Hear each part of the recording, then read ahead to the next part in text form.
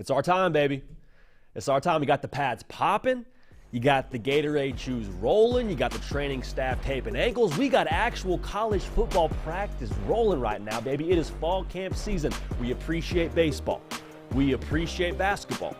I'll be the first to tell you, I love the Olympics. It's a blast watching the gymnastics and the swimming, and we got Noah Lyles winning the 100 meters by however many millionths of a second. But we got college football camp actually happening all across the country, and it makes me smile ear to ear. And for you being a college football sicko, it probably makes you smile ear to ear as well, because like I said at the top of this thing, man, it is our time right now.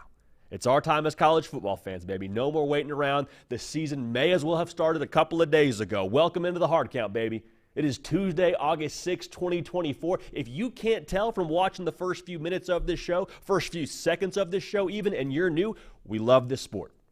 We appreciate this sport, and we are fortunate enough to talk about this sport every single day right here on this platform, the On3 YouTube channel. It is the last Tuesday, August 6, 2024. On the face of the planet, we got Camp Intel. We got Nebraska. We got Florida State. We got the Tigers out there in LSU, the folks in Baton Rouge with some intel out there. The coaches poll. Don't know if you were watching that, but the old On3 Twitter account was firing up yesterday. Coaches poll is out. 1 through 25. What do we think about that? Full transparency. Right now, I'll give it a B+. It's a ranking. It's not a prediction, not a projection. Even so, we're going to go ahead and pick that thing apart because, again, it's August and we love college football. Michigan. I know you're already groaning a little bit. I can hear you, and guess what? I feel the exact same way. We talked about it during a one-off video on this show yesterday, which is another reason to be subscribed to this channel. There's a little more intel, a little more maybe buzz that's breaking around that whole Michigan situation with the whole Connor Stallion saga, and we're 21-ish days away from getting that Netflix doc. So surprise, surprise, the NCAA puts out a little draft leaks for the notice of allegations. We'll talk about that as we have many times. We'll address it one more time. I asked this question on my Twitter page the other day. I asked y'all, man, who are the most starved fan bases in college football? And I mean starved like, man, if you were to see a rat crawling across the floor, you would pounce on that thing and bite its head off and eat that thing raw. Like that's how hungry you are as a fan base. Got a couple of them for you. We'll unpack why they're starving. We'll unpack maybe their hopes and their potential to become fed here in the not-too-distant future. And then at the end of this thing, we got record predictions, baby. It's record prediction season. It's August. We're calling our shot. We're going game by game. We're telling you we think they win this game, they lose that game, they win this game, they lose that game. It's August, so if this bothers you, I apologize, but we're going to talk college football as we do every day on the show. We're talking Alabama's record prediction. We're talking Ohio State's record prediction. All right, so we got two heavy hitters. This is one that you got to buckle the chin strap for. Make sure you got the mouthpiece in tightly, and you're ready to rock and roll. Man, shouts to y'all listening on podcast. We have a very special, loyal podcast listener. My man Bailey. He listens to us while he's at work. He is a part of the backbone of this whole operation when it comes to y'all being the program, being the audience. Bailey, man, does not miss a show. So, Bailey, happy freaking birthday, my guy.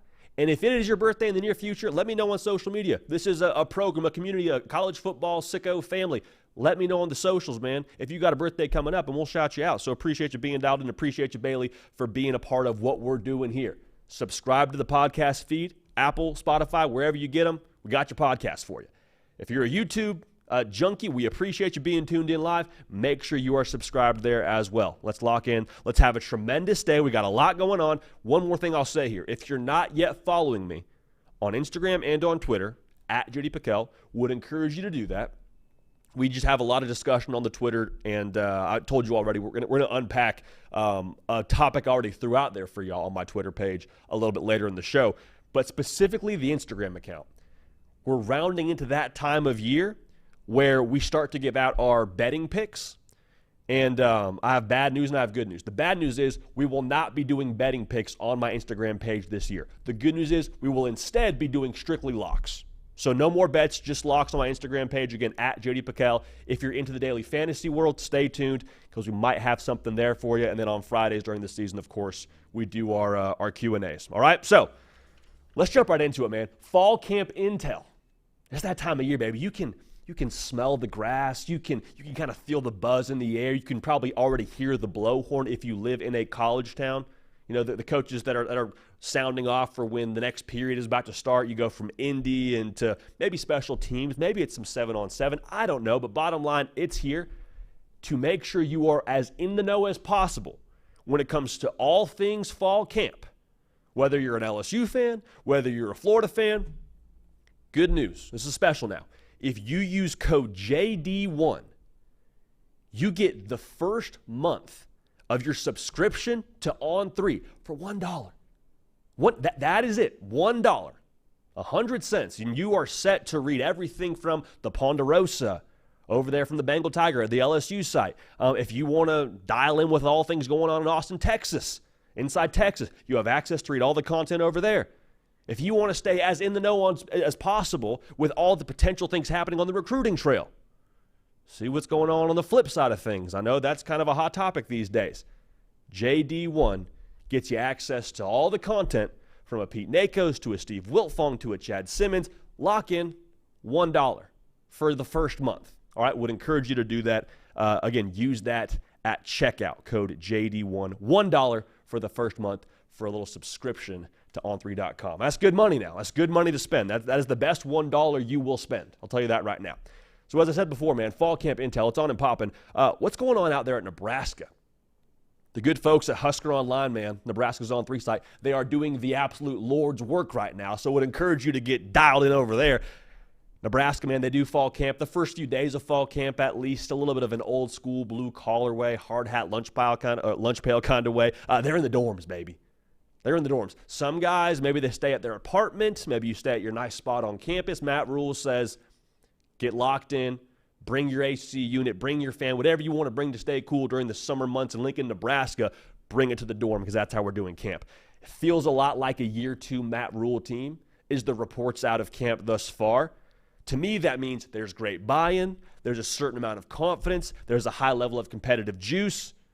Usually, those things are prerequisites to winning football games. Because last year, there was a lot of talk about how good the roster is. Hey, if they buy in, that was the key word, if they can buy in, they can win some football games.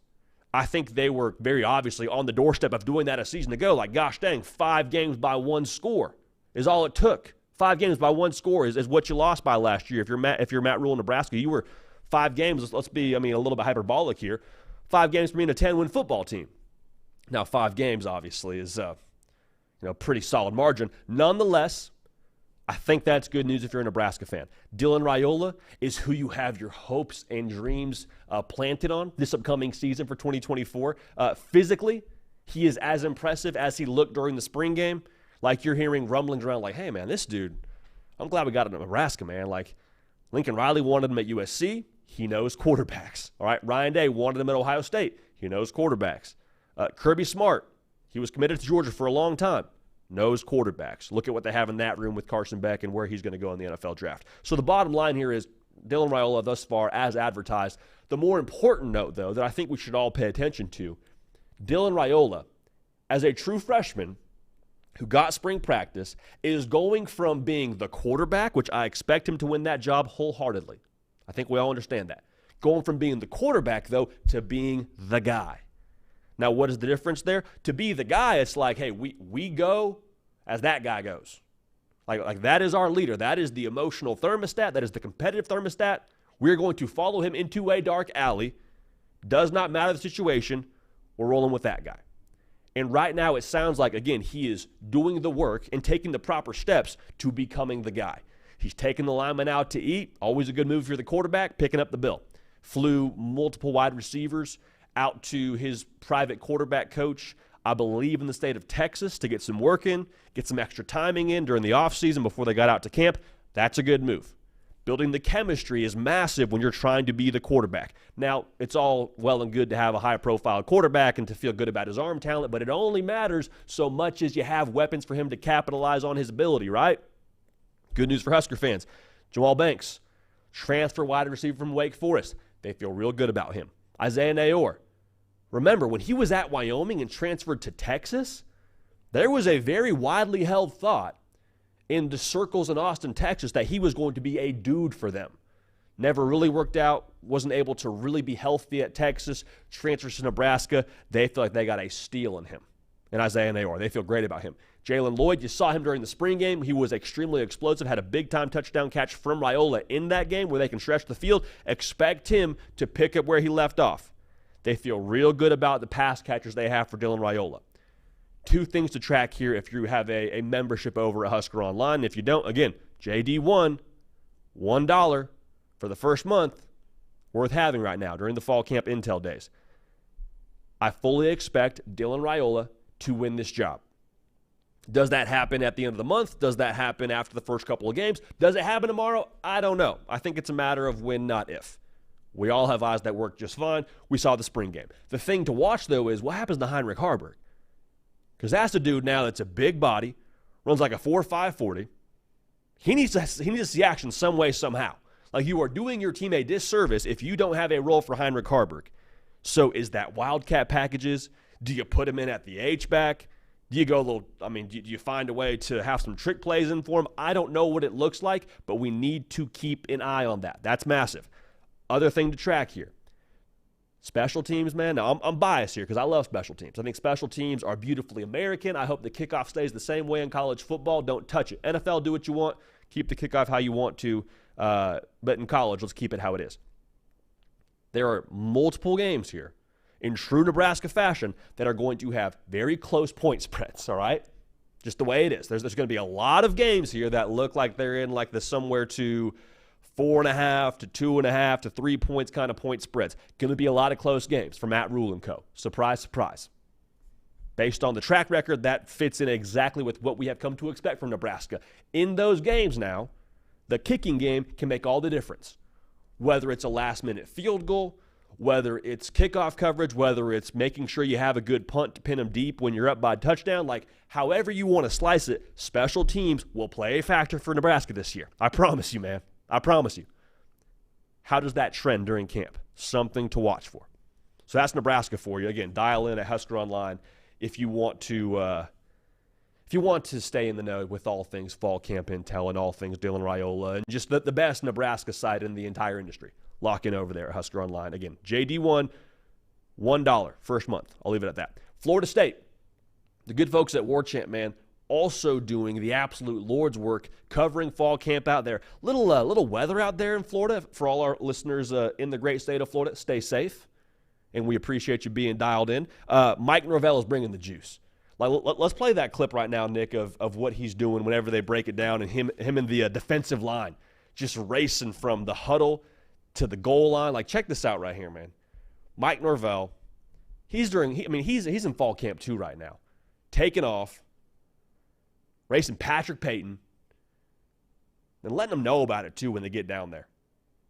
I love that. I absolutely love that for my head coach. Bringing the juice, setting the intensity extremely high, talking to folks over there close to Florida State. There's an overwhelming sentiment that, like, okay, this defense is going to be really good. Defense is going to be really good yet again.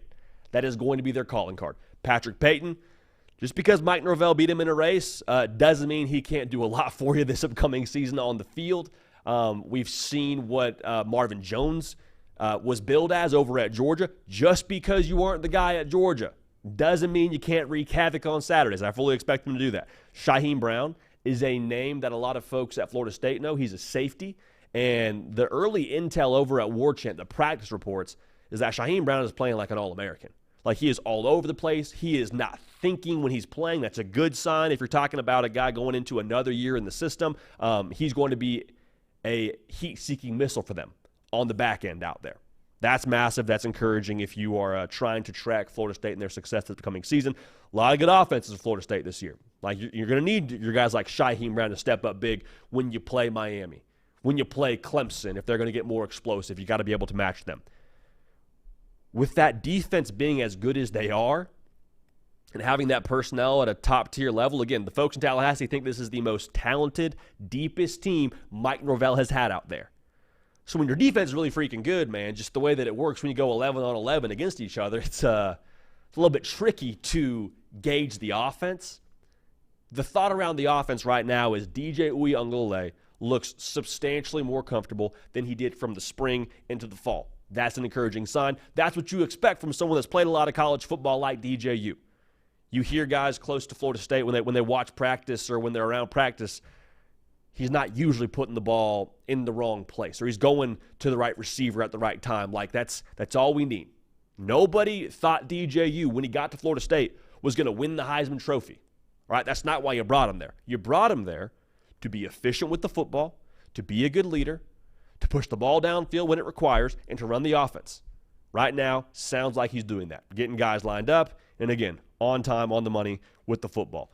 Curious to track how the radio technology in the helmet factors in for him over the course of this season. Right now, the report is that he's able to hear the play call and then also be able to operate at the line of scrimmage while Mike Norvell's in his ear. It's not a situation where he can't multitask. Okay, I got to hear this. Got to get the play call. Wait, what formation is that? Okay, wait, hang on. Let me hear this. Stop talking to me. That's not the situation. He's conversational right now, it sounds like, in this offense. Malik Benson is a wide receiver from Bama that we've been very excited about for a long time, transferring to Florida State. Very complete wide receiver. He will be wide receiver 1 for the Noles this season. Make no mistake about it. The question is, who's the second pass threat for them? Right now, it sounds like it's Kyle Morlock, the tight end, who's all of like 10'4". Good for Kyle Morlock. Going to be a guy that steps up big for them this year, I'd have to believe. The young pass catchers, though, are the guys that are kind of turning the heads right now during fall camp. You got Elijah Moore, young buck from Maryland, played at Lady of Good Counsel, which is a big-time high school power in the state of Maryland. Cam Fryer, also turning heads. Amari Williams is a guy who was, out of high school at least, billed as a 4-star edge defender. Like, I mean, he's a big body that you would like to see come off the edge and attack the quarterback. He's playing tight end right now at Florida State. On the roster, they have him listed as both tight end and edge defender. Right now, he's what they're saying is he's tearing it up. Like, he is so smooth, so athletic, looks very natural at tight end. I don't know what percentage of those guys are going to be, big contributors for you this time next year, or this year rather, but bottom line is you got some juice with those young bucks right now on the roster in Tallahassee. Florida State, from what I can tell, is like going to be exactly what we thought they would be going into the season. Like, you lose Jordan Travis, you lose all that talent on the perimeter, from a Keon Coleman to a Johnny Wilson, and it's like they're going to be tough defensively. They're going to run the football with the experience on offensive line and the running back room they have, and then DJU, go to the right place with the football, don't turn it over, hit the deep shot when we ask you to. That is Florida State in 2024. And right now, the returns from War Chant, from the folks close to Florida State, is exactly that. So Florida State, man, I think we know what they're going to look like from a formula standpoint. The question mark becomes when it's 3rd and 13, and it's the fourth quarter, and we need to have a big play here to pick up that first down and end the game, or extend the drive to go win the game. Do we have that ability? I think they have ingredients. I think right now they are waiting for that part of their offense to really step up and make itself known, make its presence felt. So that's Florida State for you when it comes to all the intel out there in Tallahassee. Let's go to one more school here for our fall camp intel. LSU, the Tigers in Baton Rouge, man. The Bengal Tiger is where you want to go for all your LSU intel. Again, that's the LSU On 3 site. I'll say it one more time, and then you won't hear me say it again for the rest of the show. JD1, $1 for your first month. I'll leave it at that. Worth your money. They lost 2 first-round picks at wide receiver. And, Heisman Trophy winner at quarterback and Jaden Daniels. But even with that being the case, there is a lot of excitement, a lot of optimism right now offensively. At the wide receiver position, man, hearing nothing but good things about Kyron Lacey.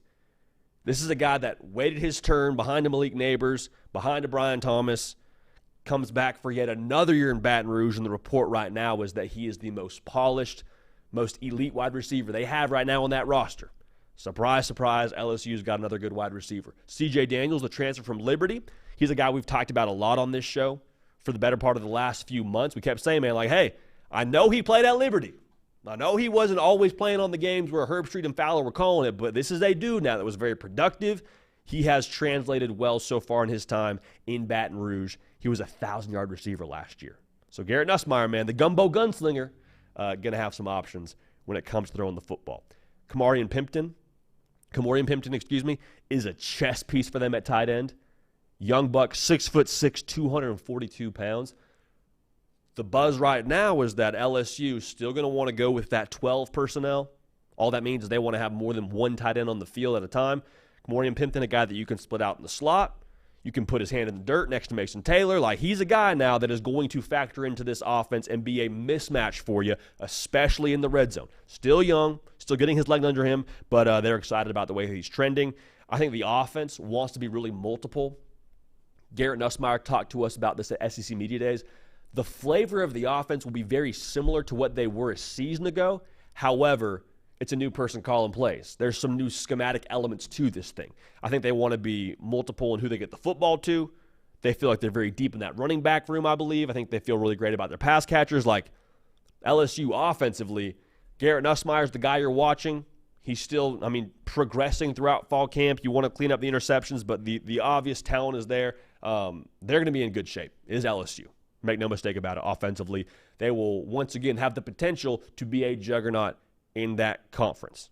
Garrett Nussmeier, again, stay tuned here. We're going to give you more information as we get more practice intel from the scrimmages. Bottom line, sounds like he's, progressing as you go on throughout fall camp, as I already mentioned. Now, speaking of progressing, the defense is who everyone's going to be questioning throughout fall camp into the first few games of the season, especially that first game against USC in Las Vegas. Like, that is the end-all, be-all for LSU fans. What are we doing on defense? You got Bo Davis there now yelling on the defensive line, which I love, quite frankly. That's a tremendous temperature setter for you competitively as a team. You got Blake Baker over from Missouri turning up the heat. 8% sack rate last year at Missouri, one of the best in the country.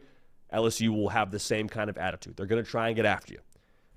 While there's questions around the personnel, I would say, and I said the same thing about USC, the difference of a new voice in the room, like a Blake Baker, like a Bo Davis. They cleaned house defensively. To have new voices in the room to instill confidence and, in a perfect world, put different positions in a better position to be successful, different players in a better position to be successful, that matters.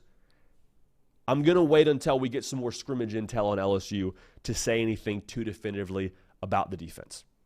Now, Matthew Brunet, from Bengal Tiger, has written over at the Bengal Tiger on all3.com that he feels better about the cornerback position from a season ago. Doesn't say he loves it. He says, I feel better about it, and so I think that is, cause for optimism in the secondary. We'll see. Scrimmage intel is really what I'm waiting on if I'm an LSU fan. But fall camp is here, baby. It's rolling, all right? Nowhere to run, nowhere to hide. That's great. Everybody likes to post about their bench press and their squat max and post the cool hype videos. Tell you what, man, everybody does that. Who are you when you put the helmet on, put the pads on, baby? When you actually play the sport. No more weight room heroes. Who can play the sport? That's why this part of the year is beautiful, man. You know what else is beautiful? A segment we started last week, and it's called Get Juiced. What has us juiced this week, man? What has us juiced this week? Of course, fall camp starting, but more specifically now, something that has me juiced. I didn't expect to say this a week ago, but I'm saying it right now. Coaches' T-shirts. There's some really good T-shirts making their way around fall camp and in the beautiful nature of modern college football and social media, making their way around the Twitter sphere. First up, Deshaun Foster. Remember he had that press conference to open Big Ten Media Days for UCLA's portion, and it was a little tough to watch, a little bit tough to wrap your arms around if you're a UCLA fan, because he got up there and it started okay, but then he looked like maybe what he had to say, he either forgot or got through it way too quickly and didn't know what to say next. And so he went on to say, we're UCLA. A lot of you guys probably don't know about us. We're in LA. It's us and USC. And that was, I think, the snapshot a lot of people jumped onto was, you're in LA. What are we talking about? And we left that press conference, or left watching that press conference like, man, that's tough. But hey, coach, you can watch the tape. You can get better. We can still work with this here. There's a way to revive this kind of, or recover rather, from this kind of an issue. He rolls out to UCLA's practice for fall camp, has a shirt that says, "We're in LA," and tweets it out and says, "Just in case you didn't know." I love this, man. This is how you roll out of a fall. Yeah, it looks a little bit funky when it happens at first, but you roll out of it, you make a T-shirt, and you endear yourself to your team, endear yourself to your fan base. I think endear yourself to the college football public, shows self-awareness, shows he can laugh at himself. He's human. I love this. You don't take yourself too seriously. Deshaun Foster, he's going to be okay, man. He's going to be okay. I love the fact that he threw that on a shirt. That is a big baller move if you're Deshaun Foster. Made me much more of a fan of him heading into 2024. One more T-shirt that we saw from not just one coach, coaches out there in Waco. Baylor's coaches roll out to fall camp with a simple statement. 3 words. We pay players. And Dave Aranda was asked at Big 12 Media Day, he's like, hey, why are y'all having success now on the recruiting trail? Like, how is this happening? He said, we're paying players. In very straightforward, pretty matter-of-fact, black and white statement, Dave Aranda, we're paying players. So Baylor sees an opportunity to put this on T-shirts and then sell these T-shirts. So the obvious part of this is like, this is hilarious. I love that Baylor's doing this. I think this is just a funny thing overall. Second, though, the portion of the proceeds, or a portion of the proceeds, rather, from selling these shirts is going to NIL. Translation, paying players. So, I mean, I love this. Everybody's doing it. If you're not doing it, shame on you. It used to be something that would get you, I mean, more than just an NCAA violation. In some cases, get your football program canceled. Baylor's saying, we're rolling with it. We're rocking with it. You can never have too much brand awareness. That was the thing that I think kind of flew under the radar here. Every recruit on Twitter or on social media or is even considering Baylor more specifically, maybe they're not on social media, they saw these shirts. I'm not telling you it's the difference between landing a recruit and not landing a recruit. But I think it, at the very least, increases the brand awareness for Baylor. And I loved that they threw it on a shirt. I thought that was hilarious. So we're juiced. Let us know what you're juiced about, man. Like, people want to be so, I don't know what the right word is. Political's not the right word. People want to be just so serious all the time about college football. So serious about, different things going on within the sport and the health of the sport and all that. And, we'll talk about the health of the sport, of course. We take this as seriously as anybody else, if not more so. But college football is a celebration. College football is fun. College football is joyful. College football is an escape from whatever else you got going on. So when we have a chance to highlight something that gets us juiced, we, of course, want to hear what gets y'all juiced as well when it comes to the greatest sport on the face of the planet. So speaking of the greatest sport on the face of the planet, as we do every single segment on this show, the coaches poll came out yesterday. It's important to note, these are preseason rankings. These are not the coaches across college football that make up this poll telling you we think this team wins the national. That's not what they're saying. They're saying, as we sit here today, this is where we would rank these teams. I also think it's important to note that we're not ranking these teams, I have to believe we're the coaches, based so much on potential. I'm sure that factors in a little bit, but this is more so where they sit today. What do we know? And so we look at this top 25 here. I wanted to start with this top 4. Take a look at this top 4. You got Georgia at 1, Ohio State at 2, Texas at 3, Oregon at 4. To me, objectively, whether you have Ohio State at 1 and Georgia at 2, or you put Texas at 2 and Ohio State at 3, however you were to slice that top 4, I think that is objectively the right 4. You have the best combo of head coach, quarterback, roster depth. If something bad were to happen, God forbid, to any of those teams, those are the most disaster-proof rosters, disaster-proof organizations, in my opinion. We did a segment on that as well previously, so go check that out. But that's how we feel about that top 4. I don't have any major issue with it. I'm cool with it. Roll party roll, top 4. I'm fine with that. Now, 5 through 10 gets a little bit more intriguing. Bama, Ole Miss, Notre Dame, Michigan, Penn State, and Florida State. At face value, I'm not going to cry over the top 10 in the coaches poll right now. It's August. We're not going to be too beat up about how they put these teams together in the preseason. I will say this, though. If there was something I was going to cry about, if there was something that was going to get me a little bit riled up, man, how is Utah not a top 10 team? Right? I understand, hey, they didn't have the year they usually have a season to go, but why is that? Because they didn't have arguably their 2 best players a part of that roster in Keithy and Cam Rising. They're both back. You bring back 70% production from last year's defense and only allowed 20 points a game? Did we forget who Kyle Whittingham is? I love Utah. To have them at 13, that's fine. I mean, do what you want to do. It's your poll. I'm not here to tell you how to run your poll, but I would say I would put them in the top 10. So maybe I am here to run your poll. Penn State, I could see them outside the top 10. I'm not going to die on that hill, but if I had to swap a team out, I'd put Utah over Penn State. Just my opinion. 11 through 15, you got Missouri, LSU, Utah, which I've already established I have a gripe with. Clemson at 14 and Tennessee at 15. I'd probably put Miami in the top 15. One, the roster is already top 15 caliber, if you're asking me. Second, they beat a team within that top 15, right? I mean, I love Dabo. I think Clemson, the way they do things is admirable. I'm a big fan of the way that they operate from a cultural standpoint. But they beat Clemson last year with a lesser quality of quarterback than they're going to have this year. Put Miami in the top 15. Again, I'm not going to be overly emotional about this whole thing because it's just the preseason, but I think that Miami belongs in that top 15. Not saying Clemson doesn't, but I do think I'd put Miami ahead of them. Was encouraged to see Tennessee at 15. You say, well, JD, I thought this wasn't a projection. I thought we were just trying to, keep it all about what they have currently on the roster and what we know about them right now. We don't know about Nico. We think we know about Nico. We know how talented he is.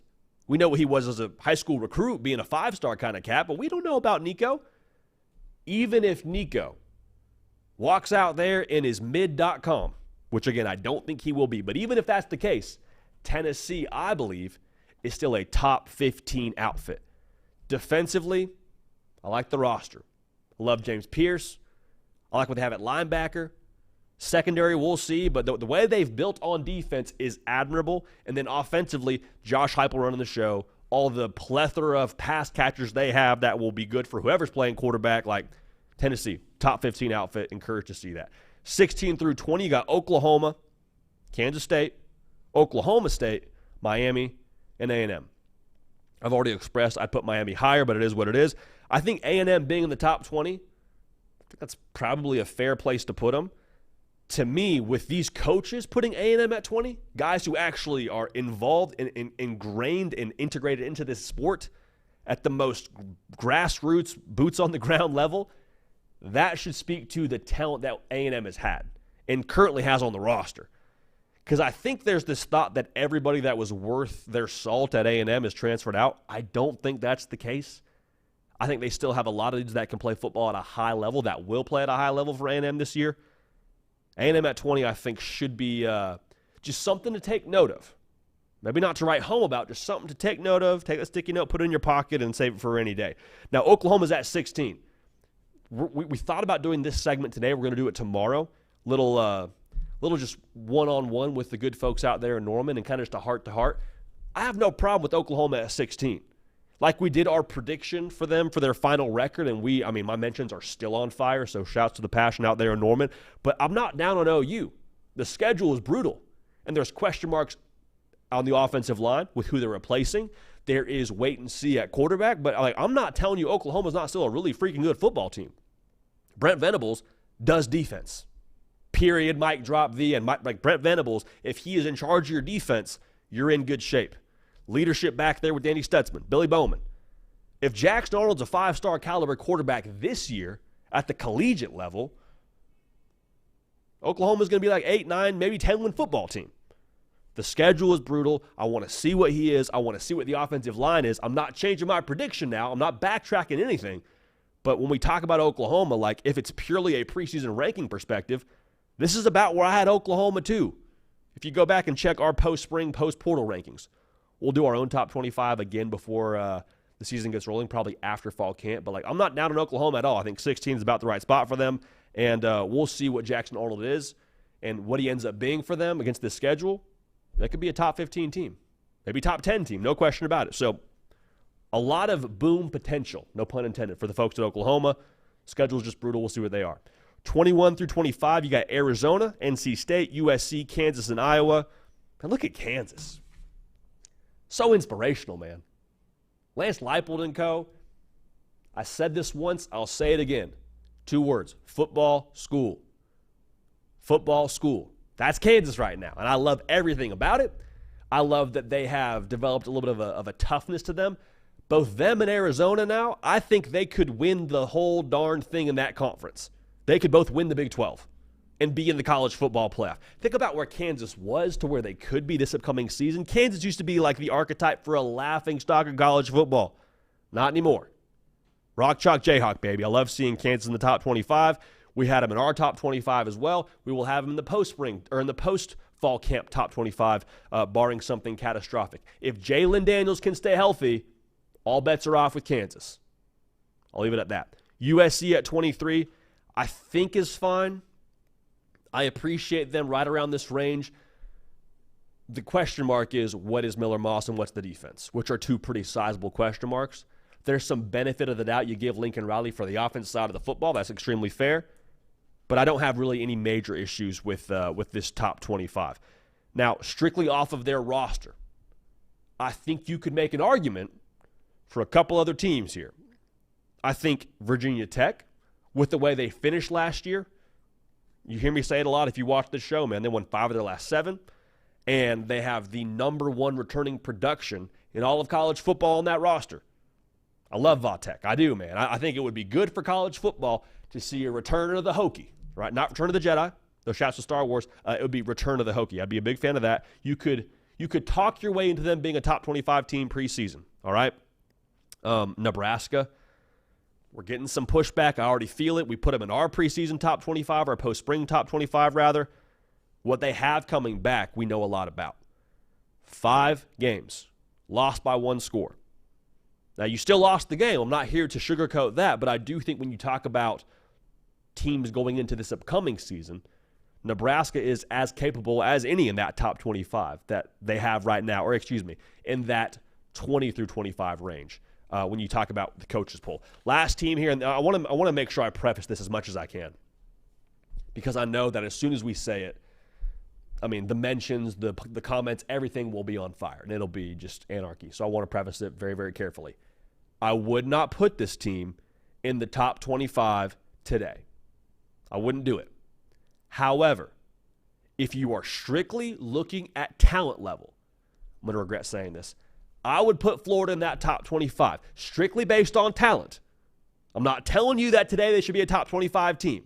Do not go to the comment section and say that. I'm telling you, you can make the argument they are a top 25 team from a roster talent level. All right?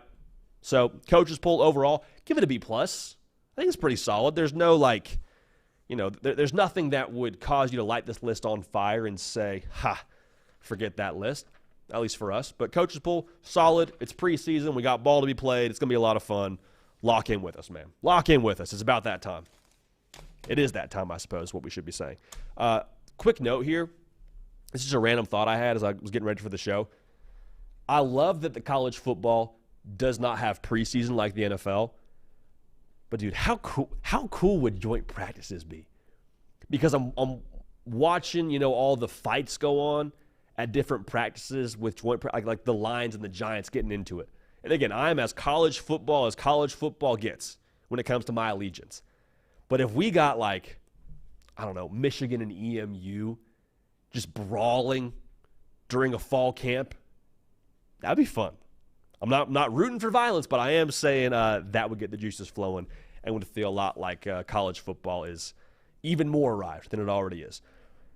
So, speaking of Michigan, let's talk about this, man. This story just persists, and it annoys me. It probably annoys you, but let's unpack it together. Sharon Moore is one of 7 2023 Michigan staff members accused of violating NCAA rules in a draft of NCAA's Notice of Allegations. Keyword there is draft. Talk to some folks that feel like the word draft is extra important to note here because maybe there's some things that you say in a draft that you don't say in the final copy.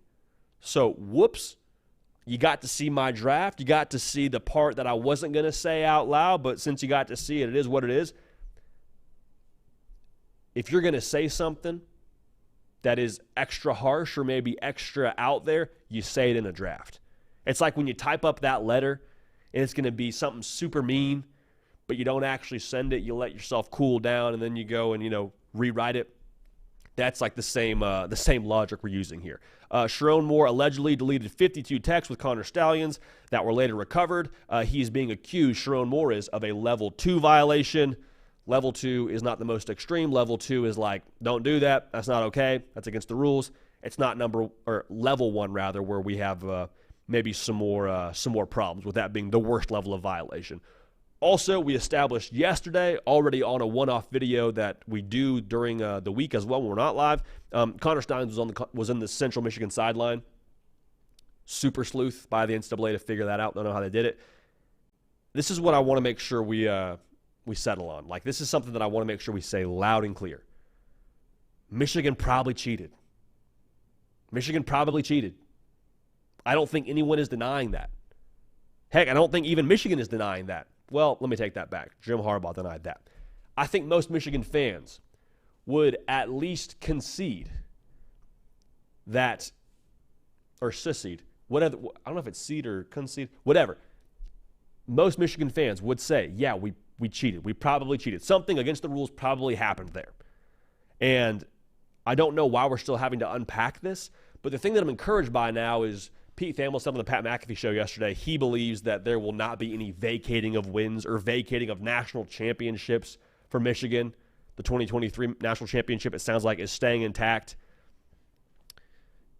And when I defended this yesterday, saying like, yes, Michigan cheated. Yes, Michigan did this, that, and the other. However, probably didn't make a difference. I wouldn't go ahead and give them a bowl ban or give them any postseason issues. We got a lot of kickback saying, this dude's okay with cheating. This dude say, hey, it's okay to rob the bank as long as you don't take that much money. You're saying, hey, it's okay to take steroids if you strike out. Nobody's saying that. Nobody's saying that. My argument was, maybe you don't give somebody 25 to life for robbing a convenience store, for taking a couple packs of gum before they leave the Walmart. The issue with this whole situation for me has always been the oversimplifying of, well, they stole signs illegally. That's why they won the whole darn thing. To me, that's a bitter thing to say. That's a lazy thing to say. That is something that you are taking just to purely serve your own interests. Watch the games. It didn't matter who had what signs, brother. It didn't.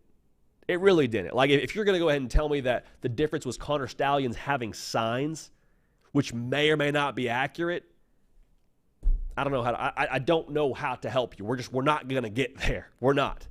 Because the clip that's circulating is during the, I believe it was 2022 Ohio State Michigan game, which we were at, by the way. There's a clip where C.J. Stroud, before the snap, checks with the sideline, his own sideline, to get a different play call or to check out of something, whatever. There is clear footage of Connor Stallions then making a motion to the sky, essentially what everyone is believing to be him having the signs, Michigan reacting to the signs. They know the play. They can stop it, right? Ohio State, on that exact play, scored a touchdown. I'm just saying, having the signs doesn't always mean that you're going to stop the play. Now, is it cheating? Absolutely. Is it illegal? 100%. Should they be punished? 1,000,000% they should be punished. You do not hear me telling you they shouldn't be punished. I have not once said that. I have not once told you that what Michigan did is okay. But to tell you that they should be banned from the postseason, vacate the national championship, that it made some world of a difference, you got to go touch grass. Because what I see is double-digit NFL draft picks making the difference. All right? Also, one more thing, based on that draft, we said it yesterday, if the best you can hit the current head coach with in a draft where you would be swinging the hardest is a level 2 violation, I got nothing for you. Got nothing for you, but I will say this. I think Michigan is even more frustrated than they were before. And, the chip on their shoulder, as if they needed one, as if they needed any extra juice to get fired up for the season or to go and try and prove people wrong, they have it now. So we'll see what happens, but very encouraged to hear there will be no vacating of a national championship or any wins or anything like that, at least for the time being, from Pete Thamel on the Pat McAfee show yesterday. Let's just play football, dude. Like, God, can we just have football games being played? I don't know what to tell you. I do not know what to tell you. It is what it is. Party rolls on, man. So I asked y'all this question on my Twitter page. I guess it was last week. Maybe it was this weekend. I said, who are the most starved fan bases in college football? And when I say starved, man, y'all know what I mean. Like, they expect to eat well. They expect to win at a high level. They expect to win national championships. And for the last however many years, that hasn't been the case. So they're sitting there with their belly aching, thinking of the times that were in a lot of cases, and now they're sitting there saying, golly, if we could just get one, man. We could just get one to our name, and we don't even have to get a national championship. If we could just win at a really high level, that would satisfy. So I think the most starving fan base right now in all of college football is Nebraska. People say Nebraska, JD, they haven't won big in a long time. I know. They haven't made a bowl game since 2016. You try being a national power, a blue blood of the sport, and now having that be debated because of what they haven't done in the last decade or so. And to make matters worse now, Nebraska has been sitting there and been told by everybody with the microphone, yours truly included, I am part of the problem. Hand up, I'm part of the problem, boys. They've been told, this is the year where you get there. This is the year you make a bowl game. This is the year you maybe just get yourself a little snack, a little something to chew on to hold you over as you start to build. And then every single year it's one score loss, one score loss, one score loss. Like that's enough to drive someone insane, much less hungry. The other thing too with this, Nebraska, this is it. Cornhusker football, this is all you got. This is all you have. And it's beautiful. And I think it dials up the passion, it dials up the buy-in, but there is no NFL team in Nebraska. There's no NBA team, there's no Major League Baseball team to get excited about. You live and die with the Cornhuskers, and more often than not, Cornhusker football. And I love that, but that absolutely ramps up your appetite quite a bit as well when it comes to competing at a high level and winning at a high level. Now, here's the good news. You hired a builder. You hired a chef, you hired a hunter and gatherer, that is Matt Rule, that is familiar with a hungry fan base. Maybe not as hungry as Nebraska is right now, but familiar with rebuilds. And I think what he's doing right now is the process. You got to walk before you run. I think they found a way to create some momentum last year, even with all the one-score losses. I think this team realized last year, okay, we can do this. We are capable. They got to buy in and take it from Coach Rule's way to their way, but they can do it. And so I'm excited to watch Nebraska this year. But that fan base, man, golly, it's hard to not want it for them, right? It's hard to not want it for the good people of Lincoln, Nebraska. So Nebraska starving as they come in the college football fan base world. Another fan base that's starving is Texas A&M. People say, JD, Texas A&M, You said before this whole segment started, this was fan bases that had expected to win at a high level and even won at a high level. A&M hasn't won anything. Why are you telling me they're starving? You know, they're starving because they've been told now that its input equates to output. If you do the right things, you will get the results. If you have the proper things in place to eat greedy, to eat well, then you're going to eat well. And so they said, okay, we'll get you a nice kitchen, all the resources, the facilities. We'll get the ingredients, the top recruiting class in America. We'll get a chef that's won a national title before in Jimbo Fisher. We're about to have an absolute feast out here, boys. Wasn't the case. Fall short. Missed a bowl game one year. That makes you even more hungry. That makes you even more starving. And I'll say this too for A&M and, Bryan College Station, period. Like, I got a chance to work out there for a cup of coffee. That whole city, that whole community lives and breathes Aggie football. Take it a step further. That university, man, the allegiance that you have to Texas A&M, if you're a graduate of A&M, when you ask people where they went to school, typically they'll say, oh, I went to Western Kentucky. I went to Baylor. I went to Ohio State. A&M graduates, some might say, I went to A&M, but I think a lot of them will say, I'm an Aggie. Like, they identify themselves personally as where they went to school. Not I went there, it's this is who I am. The class ring, the war hymn at weddings, like it is a very real thing. And so for A&M to be able to get over that hump and to win at a high level with all the things they've put into it, with Mike Elko now running the show, I'll be honest too, I'd love that for them. I don't know if the college football world is ready for A&M to win at a high level, much less a national championship. Mike Elko, the thing that I love about him, now being the head coach there, he gets it. It sounds simplistic, but he gets what A&M is. You go back and watch that press conference when he first got hired, start doing the war hymn, hands over each other's shoulders, rocking back and forth. Mike Elko knew the words. He wasn't lip syncing. He wasn't guessing. He wasn't just smiling sheepishly like, wow, this is crazy. He knew the words. He's been at A&M before. He gets what they're about. And I think he brings exactly what they've been missing. Because you had the input. You had the talent, all those things. I think you still have a certain degree of talent on that roster. Otherwise, the coaches poll wouldn't put you at top 20 preseason. He brings the toughness. He brings the structure. He brings that winning mentality and culture. Brought it over from Duke. I'm excited about that. A&M, though. Make no mistake about it, man. They are starving. Starving as they come out there in College Station. Here's one that's maybe a little bit under the radar. USC. You ever been so hungry you just decide to fall asleep?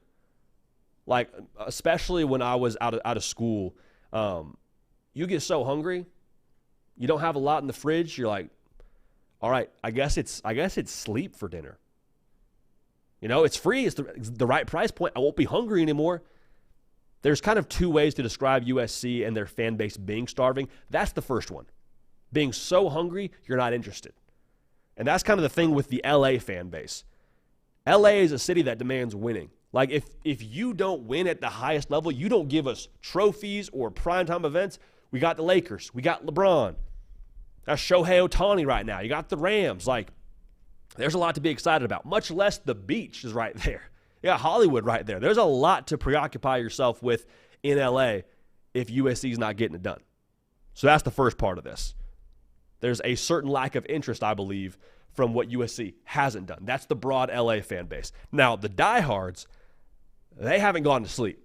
They're still locked in. When you go and see the broadcast copy of the Coliseum and it's not all the way filled up and it's kind of splotchy from like the blimp view, those are the guys that are still there.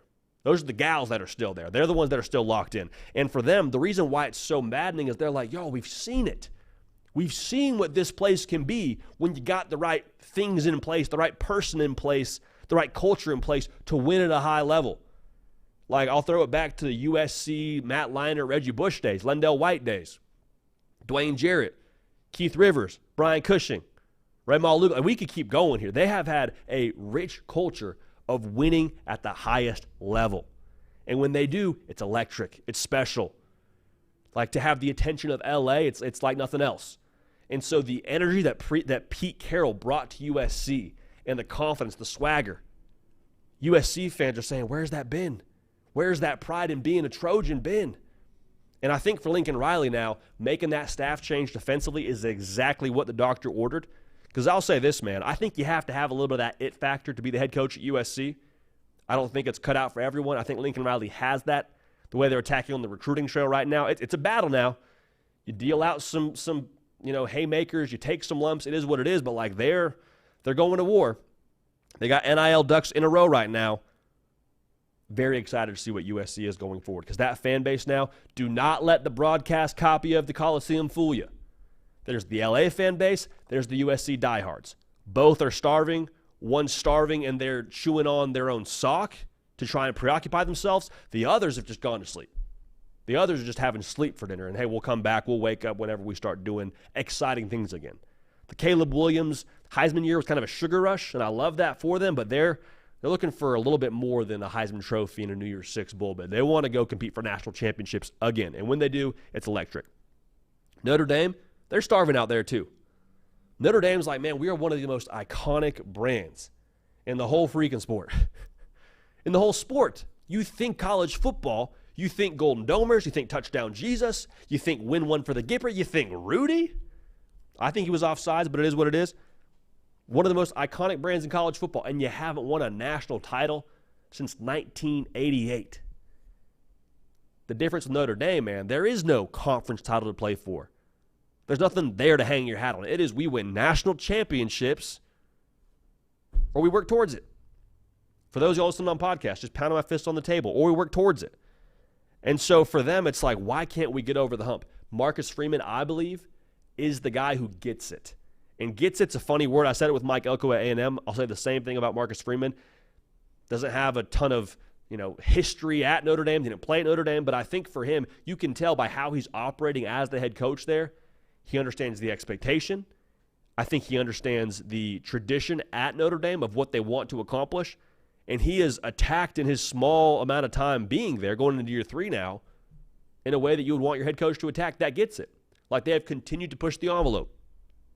Go get a transfer quarterback in Sam Hartman a year ago. You could have gone to the depth chart and tried to figure out who was going to be your guy. Tyler Buckner was coming back. Nope, Sam Hartman, he's our guy.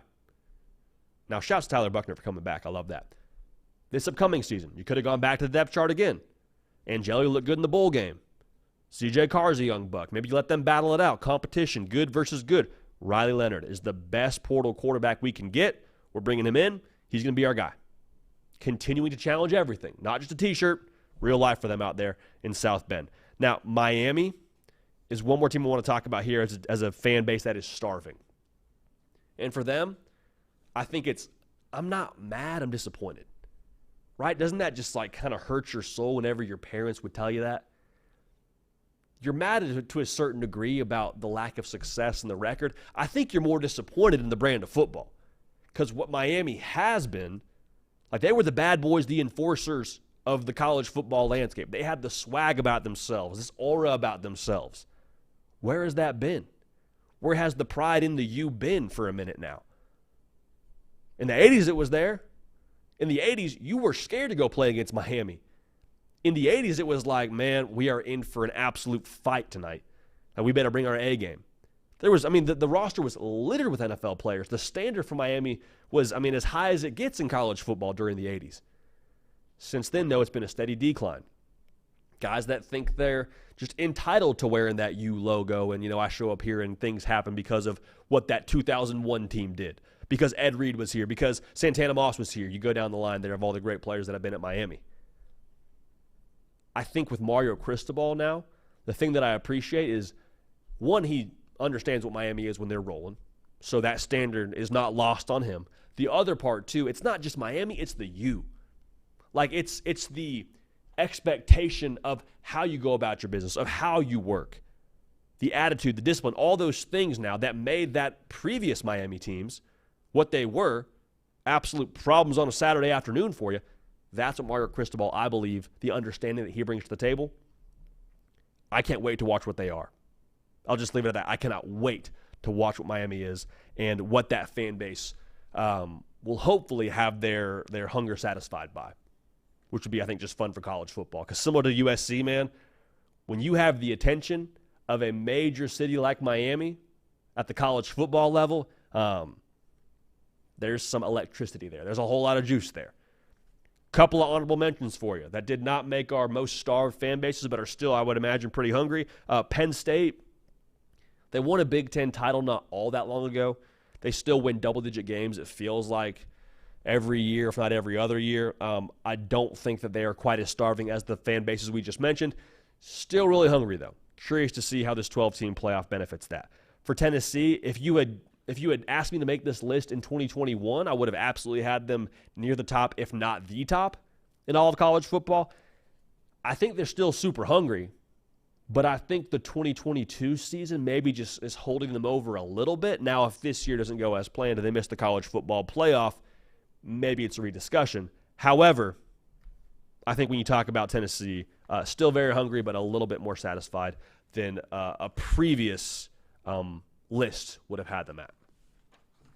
So let me know who we missed, man. Let me know who we missed when it comes to some of the most starving fan bases in college football. FIU, I don't know if they're starving or not, but Pitbull just bought the rights to their stadium, to naming their stadium, that is. I think it's like $1.2 million for 5 years or so. It's going to be something like Pitbull Stadium or Pitbull FIU Stadium, something like that. I don't know. But college football is now a world where you got Deion Sanders coaching the team. You got FIU being named from a stadium perspective by Pitbull. And, it's a beautiful thing. It's a very, very beautiful thing. I love the madness. The madness and the quirkiness. So it's record prediction season. Got a couple of record predictions here for you. Let's start with Alabama. What is their record going to be when the dust settles on their 2024 regular season now? We're not predicting postseason. I'm predicting regular season. Vegas has Bama at over-under 9.5 wins. Taking the over, taking the under. We'll talk about it right now. Before we get to that, though, make sure you are subscribed to the On3 YouTube channel. If you're an Alabama fan, welcome home. If you're a college football fan, period, welcome home, because we talk about college football every single day on this show, and we want y'all to be as dialed in as possible to the greatest sport on the face of the planet. So subscribing here is the best way to do that, in our humble opinion. So again, Alabama over under 9.5 wins. I think they have just the right amount of attitude, right amount of spice in their attitude, rather, when it comes to this season. I think they're a little bit ticked off with how they're being talked about, because I think the national narrative is, well, Nick Saban's gone, Caleb Downs is gone, among a number of other transfers, a number of other guys gone to the league. What's Alabama going to be? There's like a question mark there that hasn't been there in a long time. Not that that's unfair, but I do think we have to kind of correct this conversation and make sure we're all clear here. This is not the island of misfit toys. I love Rudolph the Red-Nosed Reindeer. I love that movie. It's a very slept-on Christmas movie, but this is not Alabama in that roster. You still have a coach that went to a national championship last year with the Pac-12 team. A lot of good players on that Pac-12 team, coached by Kalen DeBoer. This is not like some coach that's trying to prove himself for the first time at a high level. Kalen DeBoer is one of the best coaches in the sport. You have a quarterback, straight up, Heisman contender.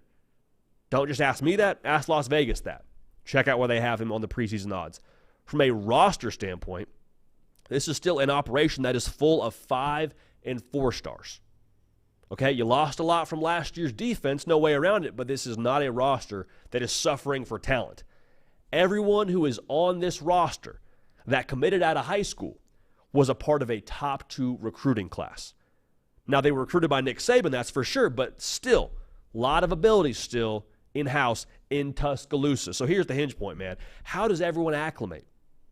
That's always the question for every college football team, it feels like, every single offseason. But, like, there's a lot of points that are new for Alabama that you got to see how it all translates when you put them together in the 2024 season. Kalen DeBoer, 104-12 as a head coach. None of those games have been played in the SEC. How does he acclimate? It's going to be a different grind. It's going to be a different ask for him week in and week out. Different pressure from a fan base level. Like, this is new now. Not saying he can't handle it. How does he acclimate? Young Bucks on defense. 33% production is back from last year's squad. A lot of talent, a lot of new. New does not equal bad at Alabama, but it does mean unproven. Number of new transfers. Jeremy Bernard is the one that I'm watching most closely. Wide receiver transfer from Washington. Familiar system, however, new teammates, new quarterback. I'm not just speaking to him specifically, but overall, like, how does this roster gel? How does the roster gel with the new staff? Saban's way of doing things and Kalen DeBoer's way of doing things are very different. My question isn't, do they like the new staff? Do they get along? That's not my question. My question is, how do they adapt to the weekly schedule, to the way that they operate when things don't go their way? Takes time. It does. How much time? We'll see. Jalen Milroe in a new system is also something to watch for. I think it'll be great, but I do think that it's something to watch for as well, and a question mark, and at least a watching point when it comes to 2024. It is not a matter of the recipe for Alabama. It is not. I do think you talk about the ingredients paired with the recipe. That's the question for us. I don't question Kalen DeBoer and his way of doing things. I don't question the roster talent at Alabama. Can you put them together? That's the big question. So let's go game by game here, man. Starting off with the Western Kentucky Fighting Nick Breaks. I think you win that game. You play South Florida the week after. Now, this game was back and forth at USF. It's not going to be that way this year. They will roll against South Florida. They will be 2-0. You go to Wisconsin. Now, this game, a little bit tricky. A little bit sneaky. Luke Fickleman, if we know anything about him, he will have his team ready to play.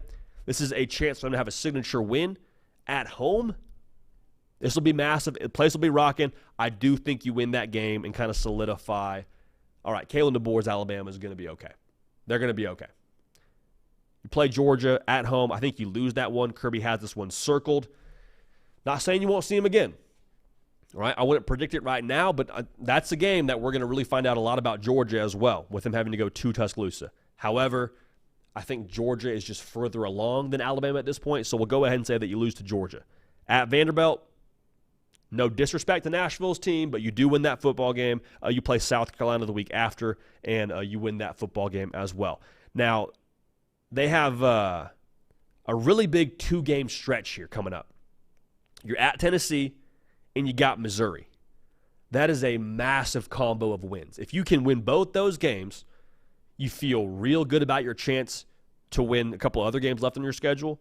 At Oklahoma, the Auburn, like those games will get there when they get there, but like from a confidence level, to go into Tennessee, a place where, quite frankly, the matchups with what Tennessee has on the perimeter and what Nico could be, that could be a tricky task for you. Could be a tricky task for you. However, I think you win that football game, and then I think you go ahead and beat Missouri the next week. Now, you go to LSU. If this game isn't at night, I mean, then we're going to have a different conversation with what needs to happen at LSU with the powers that be. I'm expecting this game to be at night. I think that is just a different beast. We've seen too many teams walk into Death Valley and crumble at night against LSU. I think they actually lose that game. However, you finish with wins against Mercer, at Oklahoma. Careful now at Oklahoma. That will be a massive, massive deal for the folks in Norman. Hopefully they have their sea legs by then. Give us a great game. I do think you win that game. And then Auburn, praise the Lord, it's at home if you're Alabama fans. I think you win that game. So that finishes you with a record of 10-2 on the 2024 regular season. That's going to taste a little weird. Okay? It's kind of like trying Diet Coke for the first time. You're like, I think I recognize this flavor, but I don't really get the aftertaste. That's Alabama this season. It's not bad to be 10-2, because 10-2, I believe, is exactly what the doctor ordered for the first year in Tuscaloosa for Kalen DeBoer. Does a couple of things for you. One, should get you in the college football playoff, most importantly. Second, solidifies and stabilizes optics for recruits. Okay, Alabama's not falling off a cliff. Okay, Alabama has some marketable moments to sell to future classes. Hey, come to Tuscaloosa, be a part of what we're building here, be a part of the next revolution of what Alabama's going to be. This is just the jumping off point. We're going to be more than fine. So 10-2, again, it tastes a little bit weird, but gets you in the college football playoff, and I think would do more than check the box for you your first year as the guy at Alabama, if you're Kalen DeBoer. So we'll take the over on the win total there. We'll take 10-2, and we'll take it to the bank with Alabama being a college football playoff team. Now, one more record prediction for us here. Let's go out to Columbus, Ohio. What's going to be the win total for Ohio State when they finish up their final game of the season hosting Michigan? That'll be a juicy one. We'll talk about that a little bit later in this segment. But the over-under win total right now is at 10.5 for Ryan Day and co. Ryan Day and this entire staff have done the equivalent of packing this suitcase that is this roster to the absolute brim. Why? You never know what you're going to need with where they're going. Better to have it and not need it. Hey, we probably would have been okay for Ryan Day sticking with Kyle McCord for another year and just kind of seeing if we can get a better game plan for him, seeing if we can progress him along a little bit more in our system. Nope, sorry, can't guarantee you the job. We're going out and getting a portal quarterback. It's Will Howard. You got Travion Henderson, one of the best backs in college football when he's healthy, I believe. I mean, we've seen the tape. I mean, that speaks for itself, 1,000-yard back when he's rolling. You go get another back to go with him in Quinshon Judkins. All right, we got the run game down. If we need that, we got the run game. They recruit at the creme de la creme when it comes to recruiting the receiver position. The defense is great, right? Don't need anything else on defense. Caleb Downs, best player in the whole freaking portal. Safety from Bama. You're coming with us. Like, everything that you could possibly need is on this roster. They have packed for success. How much of it will they need? Do they need Caleb Downs to get him over the hump? I don't know. Ryan Day doesn't know. But guess what? They got him if they need him. It's packed in the suitcase in case you need it. I think the interesting thing with Ohio State, the feel for them as a team, I believe, will be a lot more gritty, be a lot more tough. Like, I think you got a coordinator in Chip Kelly who wants to run the football. I just told you got another back in Quinshon Judkins to give you one of the best backfields in America. You got Will Howard, who's going to lower his shoulder on a safety if you give him the opportunity to. You can call some design quarterback runs with him. Defense is stacked. Like, this will be the grittiest Ohio State team, I believe, we've ever seen.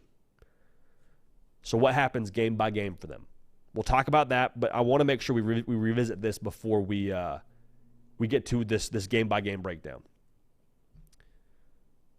Looking at this roster and looking at what Ryan Day has done there, regardless of the game against Michigan this upcoming season, I think we need to just lay to rest the born on third base discussion. You say, well, JD, they were beating Michigan before. I mean, they're not beating Michigan now. Like, isn't that kind of a little bit of a tell for us around Ryan Day and Ohio State and what he's done there? What he's done there, from what I can tell, is continue to push the envelope and try to make his own Ohio State team, right? Like, the born on third base thing makes no sense to me because in that discussion, you're giving a ton of credit to Urban Meyer. Urban Meyer hasn't coached there since 2018. Why is he getting credit for what Ohio State was under Ryan Day, what they haven't accomplished under Ryan Day? Doesn't make any sense to me. I think Ryan Day now has put together a roster that is as good as any in college football, and they have a chance to go win the whole freaking thing, if we're going to be honest. So the game-by-game prediction here, I kind of split their schedule up in my mind into it's like a race plan. Like, the first few games here, you got to rev the engine. Akron, W. Western Michigan, W. Marshall, W. At Michigan State, good chance to kind of finish through with a bang there for that first part of the schedule. It should be a win. Do not wait to hit the high gear. I think last year it felt like we didn't really see Ohio State stretch their legs a whole lot. Like, we're trying to figure out who's playing quarterback, and maybe that's part of it. But, like, Ohio State needs to get everything firing against the teams where they can afford to maybe have some miscues if it doesn't fire correctly, and then revisit that, revamp that, and get things rolling. Like, I need to see Ohio State look like a top 2 team in the country against those teams those first few weeks. And then the next phase to me is like you got some work sets here. Like, whenever you're working out, once you get warmed up, then you go to the heavier weight. You're not going till failure, but you are starting to move some real weight. So Iowa, great chance to get a work set in there. Great resistance. It has trap game written all over it, so you kind of test the emotional side as well. I think you win that game. At Oregon now, I've told y'all many times, that game could go any way possible. Like, it's at Oregon. If it was in Columbus, I might feel differently. Today in August, I'm going to say you lose that game because personally I feel better about Dylan Gabriel right now than I do Will Howard. That could change when we pick that game, but I'll go ahead and pick Oregon to win that game. Nebraska the week after, very trappy. Very, very trappy. Or not the week after, the game after, rather. Very trappy. Ohio State, superior roster, should win that football game. That's a win. Now, at Penn State, let's just say this goes how I've predicted it to go. Let's say you drop that game against Oregon. Let's say Nebraska at times kind of gives you a couple of things on tape where you're like, man, we're better than that. We should clean that up. Still win the football game, but you're like, man, I would like to see us be a little bit more efficient, a little bit cleaner there. At Penn State, this is your flex game. Like, this is the last set of the work sets, in my opinion, and you put up big weight here. You show that you are the big dog that is Ohio State. I think you win that game. I think you send a message to the rest of the college football world heading into your last 4 games of the season, like, all right, you got to deal with us. Say what you want about the Oregon game. Say what you want about what you haven't seen from us just yet in the season. Like, we are all that, and then some. The Penn State game will be a great chance to do that. Good resistance from a roster perspective. You're on the road. I think they win that football game. Get a win over Purdue. Get a win over Northwestern. Get a win over Indiana. That is the stride phase. Let's keep it clean, light on our feet, be healthy, get some things in the chamber for Michigan, and that final game against Michigan is redemption mode. I told you Ohio State, the grittiest operation we've seen from them in Columbus since Ryan Day has been there. Maybe before that, I don't know. They have built to this. They have built to this. They have built their roster to this. They have been, let's just call a spade here, bullied by Michigan 2 of the last 3 years. I think last year they put up a really solid fight, and I don't think you could say they were bullied last year, but it is what it is. This is the game where they turn the tide, you put some respect on Ryan Day's name, and Ohio State just puts a sword through the chest of all their demons squarely on Ohio State's field in the shoe, and they make a statement. They finish the year with a win there, and they finish with a record of 11-1. So Ohio State more than likely locks up a spot in the Big Ten title game, and definitely should lock up a spot in the college football playoff as well. So Ohio State take the over on the wins, put them at 11-1, and depending on how they look that last stretch of the season, if they can find their rhythm, this roster has everything they need to be able to win a national championship. A lot falls on Will Howard. I'm not making any negotiations with that, but they have the roster here to go win the whole freaking thing. They know that, you know that, we know that, and that's a big reason why we have Ohio State at 11-1. Wouldn't be shocked if they went 12-0, but we're calling our shot as we sit here in August. Man, good show. Good to have y'all dialed in, man. Again, it's our time. Fall camp is here. College football is here. I get it. Week 0 is like 20-ish days away. Less than 20. Golly, it's like 17, 18 days away. Less than that. Make sure you're subscribed. We get to do this show because of y'all. Because of y'all being dialed in, because of y'all subscribing and liking and all that and giving us feedback. So feel free to get at me on the socials and let me know more of what you want to see. Hit us with your questions on the Twitter sphere as well and on the Instagram page. We want to hear from y'all, man. Y'all are what make this whole program go. So we appreciate y'all for that and appreciate y'all allowing us to do this for a job. Still hilarious to me. For Nick Brake, producing the whole show for myself, JD Piquel, man, we love y'all. We appreciate y'all. We're going to keep this party rolling, and we will see y'all next time.